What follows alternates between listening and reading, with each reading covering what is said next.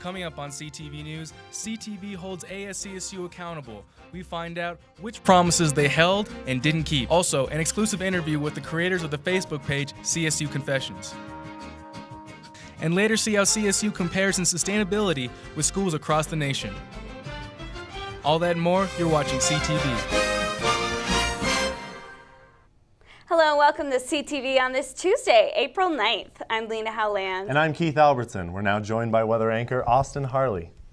Thanks, guys. Well, Keith, it is certainly spring here in Colorado. Just yesterday, some students were out tanning on the IM fields, and today someone had built a tiny snowman near Academic Village.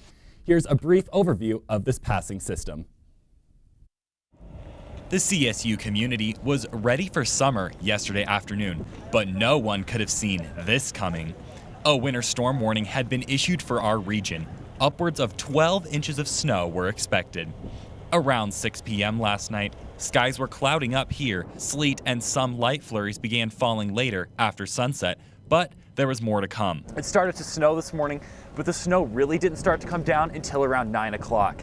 The mixture is extremely heavy and wet, which as it's falling is freezing to the ground as temperatures are not climbing above freezing. This will create for icy driving conditions tonight and tomorrow. The temperatures stayed in the teens all day and sub-zero wind chills were common. Despite this, student activities continued as normal. Campus crews continue to work to keep roads and walkways clear. Safety is the #1 priority. Now to the Weather Center for your local weather forecast.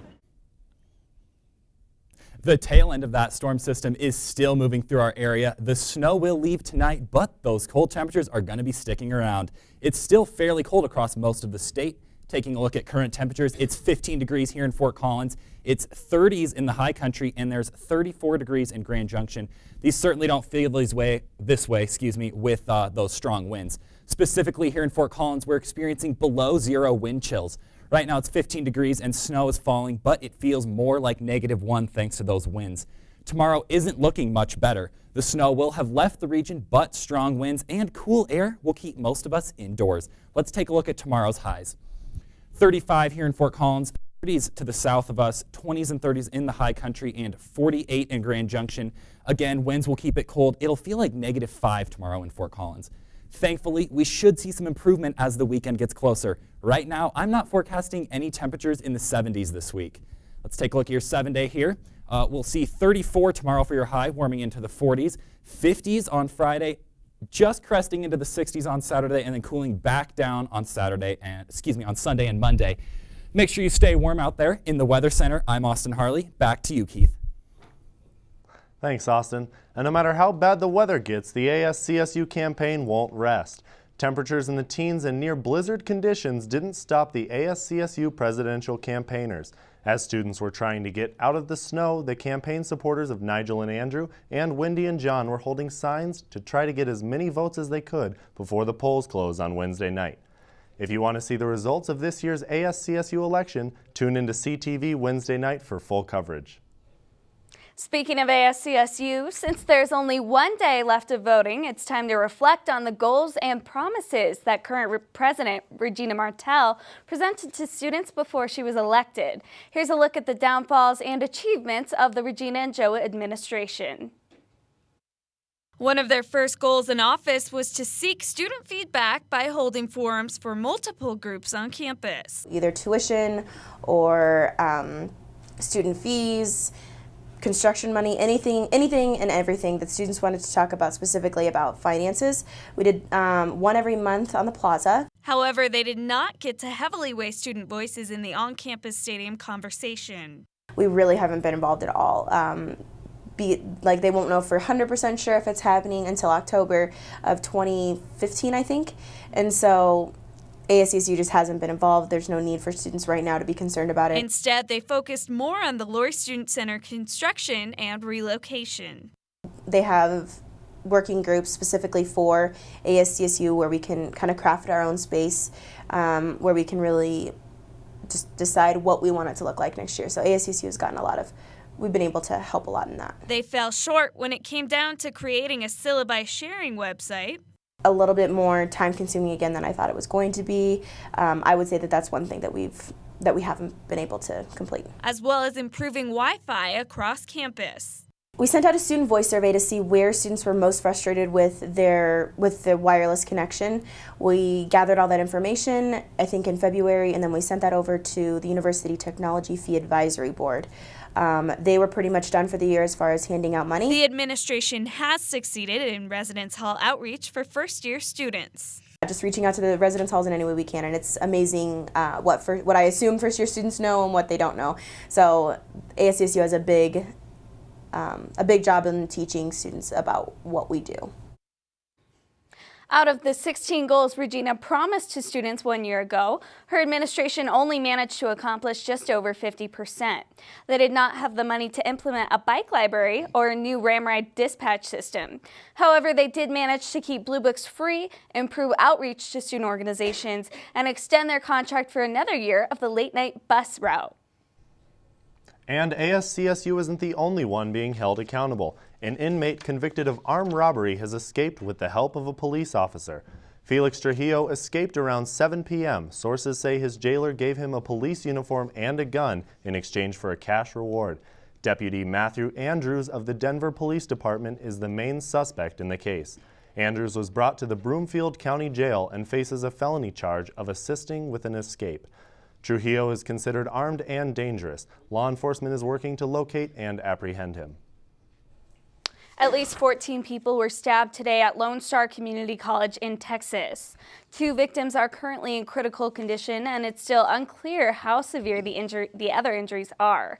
Authorities suspect a 21-year-old student is responsible for the stabbing spree and are still unsure as to the motive or the exact weapon that was used.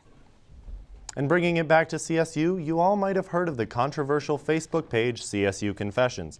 Well, CTV was able to get an exclusive interview with the creators of that page who wished to remain anonymous. After we gave them some masks, darkened their faces, and altered their voices, CTV asked the admins about some of the posts they've received. We posted on March 26th about equal rights. That's been our most popular. The other ones have been like the grandma who's 70 years old who wrote in about how she was really thankful when she saw a bunch of guys shoveling snow and stuff. That made her happy. And then all the good ones are just about how people have gone out of the way to help someone out, or how they saw someone doing something good for a community member. But every once in a while we'll get like a pretty intense one. Like we got one last week. That freaked me out. Oh my god, he called me about it. Yeah. Who was it called? He likes me more. Yeah, I guess so. But it was freaky. I guess the only thing we can do though is to post it and then have people reply being like offering to reach out.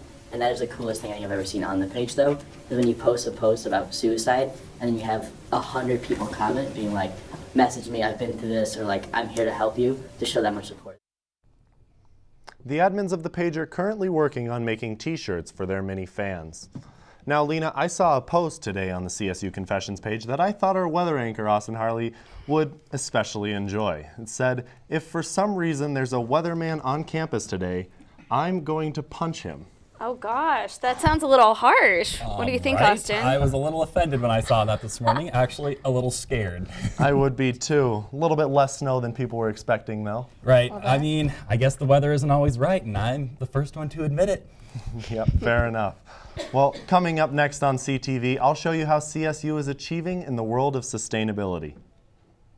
Rolling. All right, Mama's gonna bring you home. Mama's gonna bring you home. No? Challenge your kids to be active and eat healthy. Let's see what you can do. Let's go. Search We Can for ideas on how to get healthy together. The NCAA's March Madness wrapped up yesterday with a Louisville win, but environmental March Madness continued through today, and CSU was actually in the Final Four for this one. Environmental March Madness is a competition that aims to highlight the nation's most sustainable universities. Colorado State University is one of the 4 finalists for this year's tournament. You know, CSU is world class when it comes to sustainability, and I think that winning this competition would sort of justify that, or kind of showcase that in a way that would bring it to sort of the front. Schools were encouraged to fill out surveys relating to the environmental programs they offer. And after breezing through the Sustainable 16 and Environmental 8, CSU now finds itself in the finest 4. there are a lot of universities that excel in one or two different ways related to environmental sustainability, and I think that CSU is a school that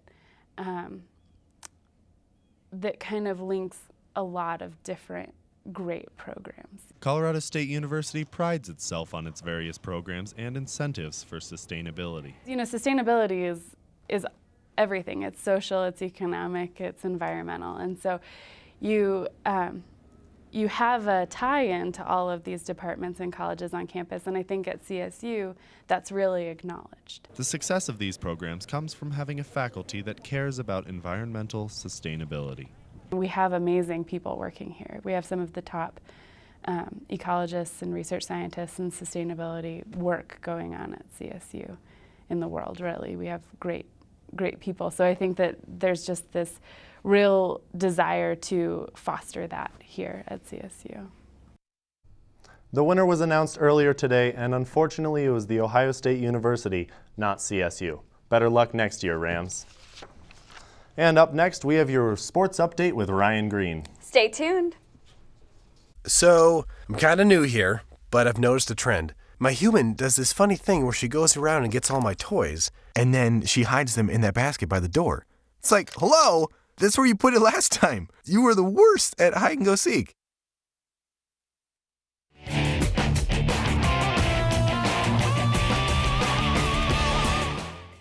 The end of the college basketball season was last night, and what a game it was. Louisville got off to a very slow start, but they eventually came back and held the lead to beat Michigan 82-76. And you know what? The NCAA decided to congratulate Coach Pitino by nearly giving him a heart attack. As Louisville completes the emotional journey to the championship. Now, I feel for Coach Pitino. I mean, come on, who shoots off fireworks in a dome stadium? That's got to be some type of fire hazard. But hey, it was nice to see Kevin Ware cut down the net at the end, and it was also nice to see them lower the net for him so he didn't have to climb up any ladders. But please be careful with those scissors, Kevin. It was also good to know that CSU lost to the eventual champs, makes that 30-point loss feel just a little better. Now, Ram fans, football season is officially underway. The Rams held their first full contact scrimmage of the season on Saturday, and second-year coach Jim McElwain says this year's practice was quite an improvement from last year's. You know, when they came in this morning, the focus, the attention to detail in the meetings today, you know, they've come so far. We just got to keep moving forward. I feel good. I feel good about just how it all ran. We wanted to get 125 plays. I think we were at 124. It was all good.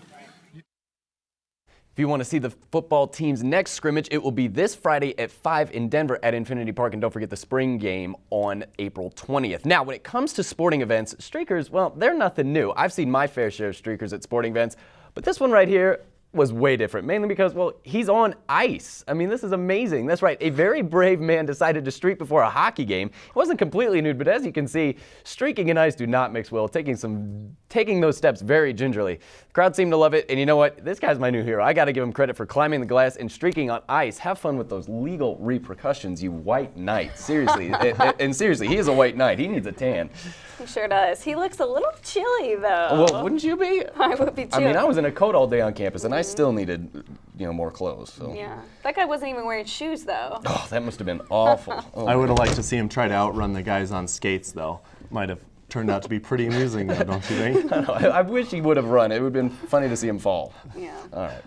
Well, unfortunately, that's all the time we have for you tonight. Well, yeah, if you want to check out more CTV News, come to our Facebook page or visit our website at ctv11news.com. Have a great night, and we'll see you next time.